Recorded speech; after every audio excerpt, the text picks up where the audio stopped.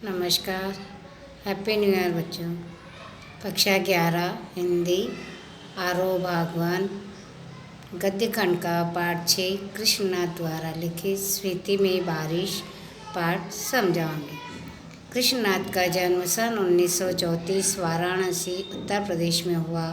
उनकी प्रमुख रचनाएं हैं लद्दाख में राग विराग, किन्नर धर्मलोक, स्मृति में बारिश, पृथ्वी परिक्रमा, हिमाचल यात्रा, अरुणाचल यात्रा, बौद्ध निबंधावली और हिंदी और अंग्रेजी में कई पुस्तकों का संपादन। उनको लोहिया सम्मान से पुरस्कृत किया गया और उनकी मृत्यु सन 2016 में हुई। स्मृति में बारिश पाठ एक यात्रा वृत्तांत है। स्मृति हिमाचल के मध्य में स्थित है। यह स्थान अपनी भौगोलिक एवं प्राकृतिक विशेषताओं के कारण अन्य पर्वतीय स्थलों से भिन्न है। लेखक ने इस पाठ में स्मृति की जनसंख्या, ऋतु, फसल, जलवायु तथा भूगोल का वर्णन किया है जो परस्पर एक दूसरे से संबंधित है। पाठ में दुर्गम क्षेत्र स्मृति में रहने वाले लोगों के कठिनाई भरे जीवन का भी वर्णन किया है। कुछ युवा पर्यटकों का पहुंचना स्मृति के पर्यावरण को बदल सकता है। ठंडे रेगिस्तान जैसे स्मृति के लिए उनका आना व बूंदों भरा एक सुखद संयोग बन सकता है। स्मृति में बारिश स्मृति हिमाचल प्रदेश के लाहौल स्पीति जिले की तहसील है। लाहौल स्पीति का यह योग भी आकस्मिक ही है। इनमें बहुत योगायोग नहीं है।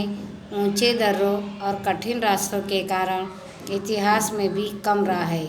अलंघ्य भूगोल या इतिहास का एक बड़ा कारण है जो पार करने जैसा नहीं है। जब कि संचार में कुछ सुधार हुआ है तब भी लाहौल स्पीति का योग प्राय वायरलेस सेट के जरिए है जो केलंग और काजा के बीच खड़कता रहता है। फिर भी केलंग के बादशाह को भय लगा रहता है कि कहीं काजा का सूबेदार उसकी अवज्ञा तो नहीं कर रहा है, कहीं बगावत तो नहीं करने वाला है। लेकिन सिवाय वायरलेस सेट पर संदेश भेजने के वह कर भी क्या सकता है। यानी केलंग के बादशाह को एक मन में डर रहता है कि वह कहीं बगावत नहीं कर देता है, इसलिए सिर्फ उसको वायरलेस के द्वारा ही संदेश भेजने की सेवा और वो कुछ भी नहीं कर सकता है। बसंत में भी 170 मील जाना आना कठिन है। शीत में प्राय असंभव। यानी बसंत ऋतु में तो थोड़ा बहुत आना जाना रहता है, लेकिन ठंडी की ऋतु में बिल्कुल ही असंभव है। यानी बिल्कुल जाना आना संभव नहीं है। प्राचीन काल में शायद स्मृति भारतीय साम्राज्य का अनाम अंग रही है। यानी इसका कोई नामो निशान नहीं था। जब ये साम्राज्य टूटे तो यह स्वतंत्र रही है।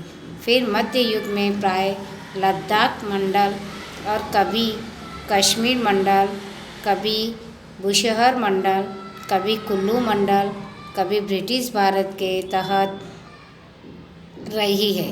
तब भी प्राय स्वायत्त रही यानी स्वतंत्र रही है। इनके अंदर में रही है तो भी वो अपने आप में एक स्वतंत्र रही है।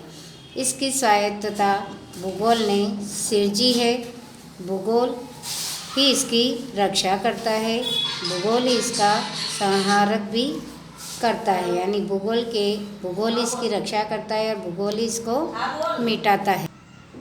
पहले कभी उन राजाओं का कोई हरकारा आता था तो उसके आते जाते तब अल्प बसंत बीत जाता था। यानी कोई भी उनका समाचार आता या कोई उनके आते तो उसमें वो बसंत ऋतु बीत जाती थी।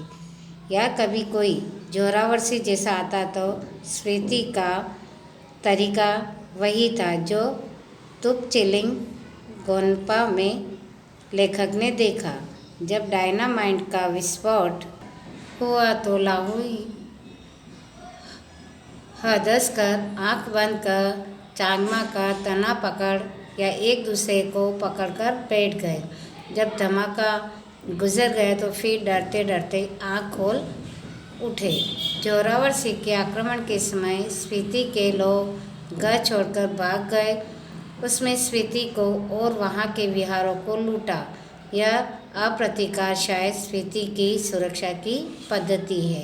यानी जो धमाका हुआ उसमें सारे लोग डर गए थे और वहाँ से घर छोड़कर भाग गए थे और वह एक अपने विरोध करने जैसा ही वहाँ का माहौल हो गया था। आगे का हम पार्ट 2 बाद में समझाएंगे। Thank you.